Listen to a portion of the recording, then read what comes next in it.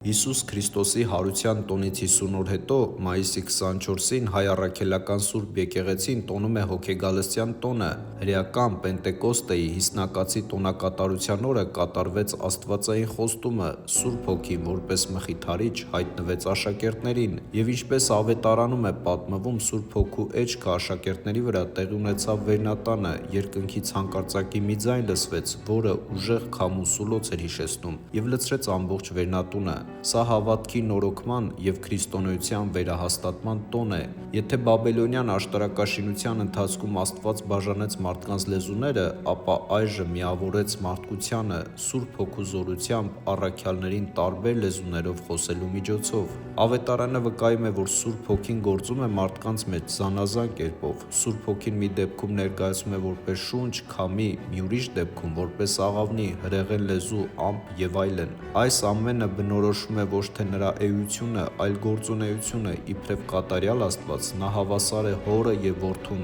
Հայ եկեղեցում հոգեգալստյան տոնը ունի 35 օրվա շարժականություն եւ կատարվում է մայիսի 10-ից հունիսի 13-ը ձգվող ժամանակամիջոցի համապատասխան կիրակի օրը։